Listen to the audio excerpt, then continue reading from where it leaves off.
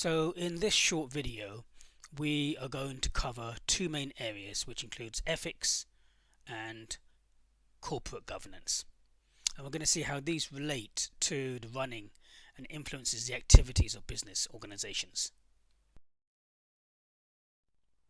So what are ethics? Ethics, according to the Oxford Dictionary, are moral principles that governs a person's behavior or the conducting of an activity.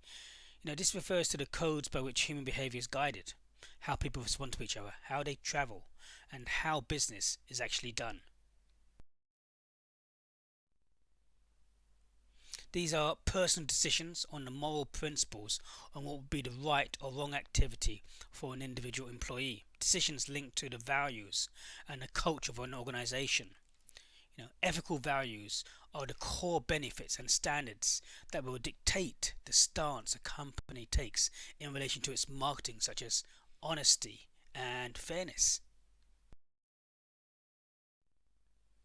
Sources of ethical standards includes, linked to fellow workers, family and friends, religious beliefs, the law, the country, the profession, the employer, and society at large. So we're going to go into a little bit more detail on these. So these could include things like, working hours. Is it ethical? Is it fair in terms of what you're expecting your employees to do? What about living wages? Are you giving the minimum living wage? Are you giving the statutory minimum wage according to the legislation of a country? Or are you giving a bit more? What about health and safety standards, workers' voices, equality, human rights, and child labour? And some of these again we're going to come back to later on to see how they apply to specific organisations. So these are some of the ethical decisions and ethical trade that companies and organizations must think about, or must they think about.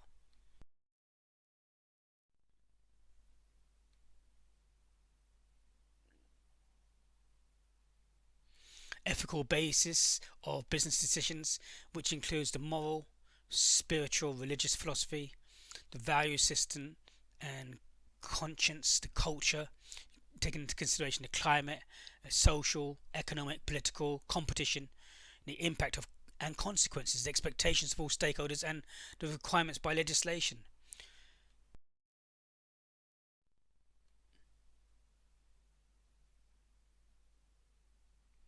The problem with ethics are that they're not based on laws, they're only based on values.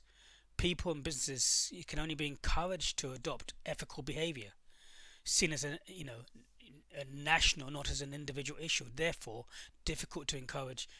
For example, in the tourism hospitality industry, tourists to act ethically might appear in a country as the spirit of tourism, escape, relaxation.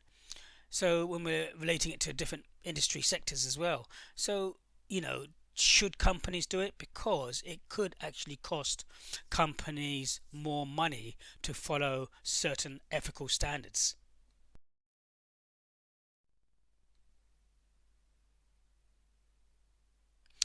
But the thing is that, if we look at some examples in terms of a brand reputation, like Marks and Spencer's, Blueberry, Topshop, Boohoo, Primark, and various other retailers, and they had to go into Parliament and to defend their practices.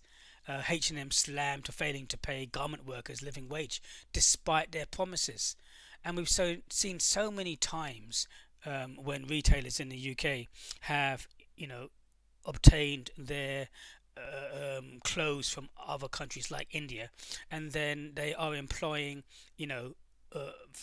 factories who employ children of a young age, 10, 12 years old, being paid pennies a day to work 10, 12 hours a day to make garments for these retailers, so people in the UK can get cheap goods because of the cheap labour.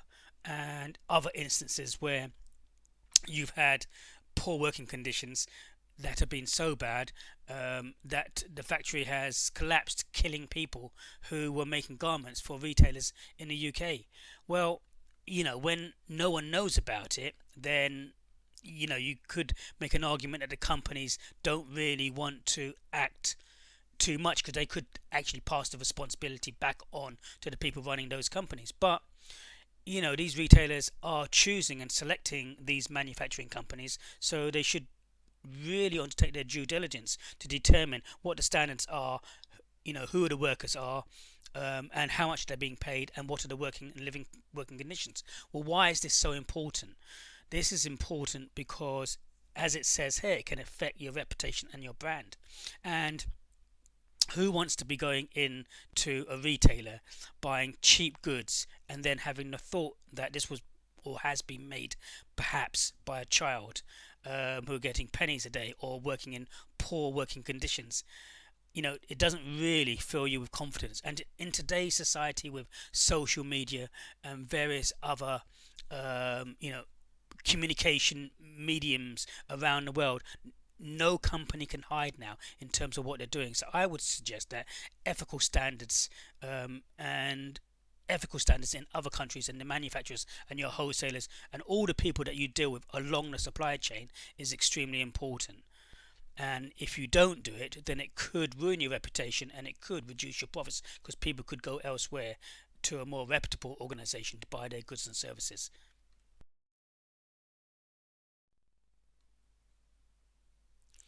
So if we now look at corporate governance, we can say this refers to the relationship among the board of directors, top management and shareholders in determining the direction and performance of the corporation.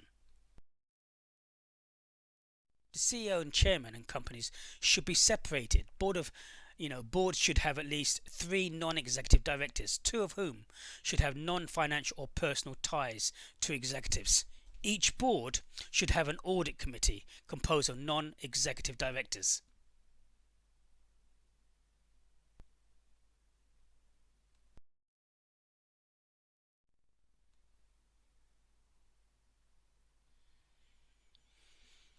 When we look at evaluating, governance, we're really looking at 4 different areas in terms of scoring a system, a corporate governance scoring system, in terms of 4 major areas, 4 major issues. And this includes the ownership structure and influence, the financial stakeholder rights and relations, the financial transparency and information disclosure, and the board structure and process.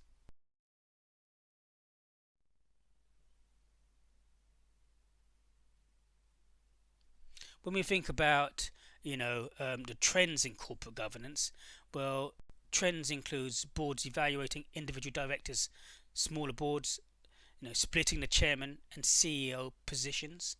Shareholders may now begin to nominate board members, and society expects boards to balance profitability with social needs of society.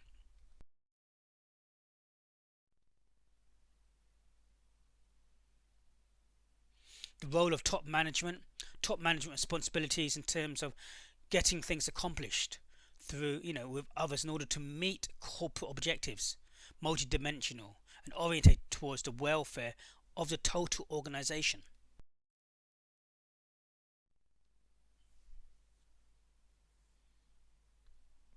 The role of the board of corporate governance really includes to monitor developments inside and outside the corporation, to evaluate and influence management proposals, decisions and actions, and to initiate and determine the corporation's mission and specify strategic options.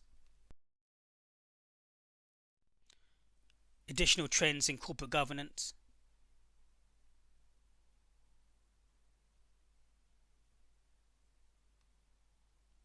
Boards shaping company strategy.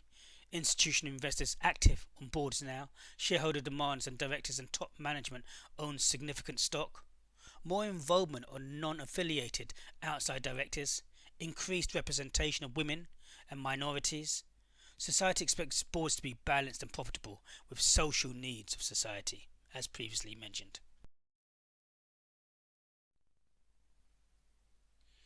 If you think about the degree of involvement from the board of directors, we can see them in terms of either high involvement with low interest, or low involvement with low interest, or high involvement with high interest, focusing on, for instance, partnership management. So these kind of like gives you an area in terms of the involvement of the board of directors, depending upon their level of involvement and their level of interest.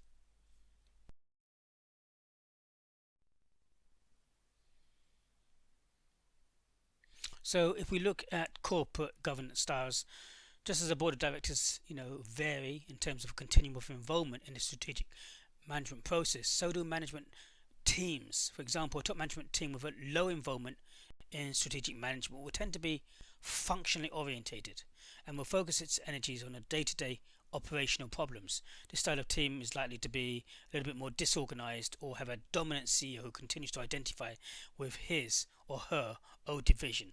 In contrast to a management team with a high involvement, will have an active interest in strategic planning, and it will try to get divisional managers involved in planning so that the top management themselves can continue to scan for environmental opportunities and challenges. And the way companies are set up now and conduct themselves, the way they obtain their profit, and the ethical standards that they employ within their business are going to affect their reputation, because with social media and communication being quite free and fluent now, no one can hide in terms of what is being done within companies, and companies and people want to buy from organizations that are operating in the right way. Otherwise they could potentially switch to your competitors, affecting your bottom line. So corporate governance and ethics should always and should especially be considered now within your business organization.